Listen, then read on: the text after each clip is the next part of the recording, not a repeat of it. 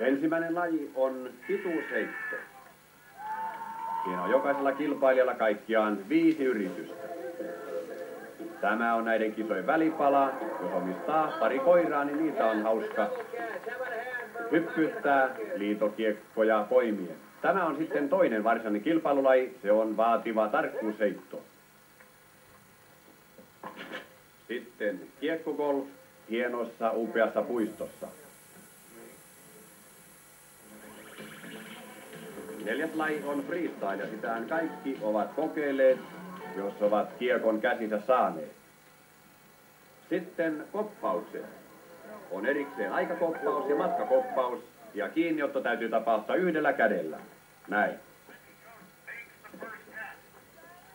Ja sitten fyysisesti vaativin diskaton, jossa kierretään 1,5 kilometrin mittainen rata juosten ja kiekkoja heittäen. Me keskitymme tässä ohjelmassa 4 osioon. Niistä ensimmäisenä on pituusheitto, sitten seuraamme tarkkuusheittoa, kiekkogolfia ja freestylea. Tässä näemme tyylinäytteitä pituusheittäjien suorituksista. Ja kaaret ovat mahtavia, pisimmillään jopa 2 jalkapallokentän mitta. Siinä nähdään rysty- ja kämmenvetoja suoralla vauhdilla ja myöskin kiekonheiton tapaan pyörähtäen. Siinä kämmenveto.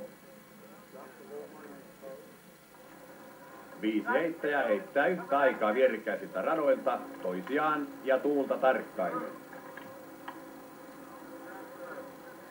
Heittäjällä on aikaa noiden 5 kiekon heittoon 2,5 minuuttia. Siinä Sam Ferrans, 18-vuotias jenkkipoika, joka välierissä heitti uuden maailman ennätyksen 190 metriä 7 senttiä. Siinä kaksinkertainen US Open voittaja Hiroshi Oshima, Japani. Ja siinä vahvin, ehkä etukäteen suosikki, entinen maailmanennätysmies Frank Aguilera. Hän on Greg Leiva, USA. Ja tuomari antaa ohjeet, 2,5 minuuttia aikaa, 5 heittoa ja 5 vierekkäistä rataa. Finaali alkaa Sam Ferrans heittovuorossa. Hänen pyörähdyksensä ja riuska vetoo, sitten Hiroshi Oshima, joka riisti Suomen-Pekka Rannalta matkakoppauksen maailman ennätyksen. Siinä Ferransin ja Oshiman kiekot yhtä aikaa ilmassa, se on täysin sallittua, vaikka 5 heittäjää, kaikki voivat heittää yhtä aikaa. Sitten härkämäinen Frank Aguilera, entinen maailmanennätysmies, kotimaa USA. Ja Oshima heittää hyvin nopeaan tahtiin, pyörähtää ja rääkäisee rajusti. Ja kiekko liitää jatkuvasti joka miehellä yli 150 metrin. Sam Ferransilla on paineita välierissä maailmanennätys 190 metriä 7 senttiä. Ja nyt hän ei ole aivan kärjessä. Mies tarkkailee tuulta, heittää ruohoja ilmaan. Tarkkailee myöskin miten Aguilera vieressä heittää. Aguileran kiekon liitoa. Ja sitten nyt olisi saatava kunnon tulos.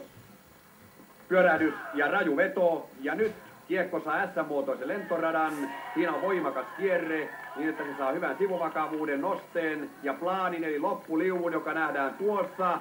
Ja kiekko putoaa nurmikkoon 178 metrin 88 sentin päähän. Sam Ferrans voittaa. The technique, the throw, the arm extension, and studying the wind and knowing where it lifts and where it blows. So that's it right there. You don't have to be big, strong to throw that far. Ja tarkka on tämä mittauspuuhakin. Siinä on optinen lasermittauslaite.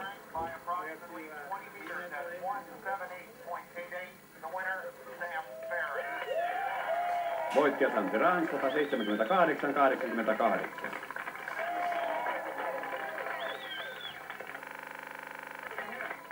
Ja siinä tämän yksilölajin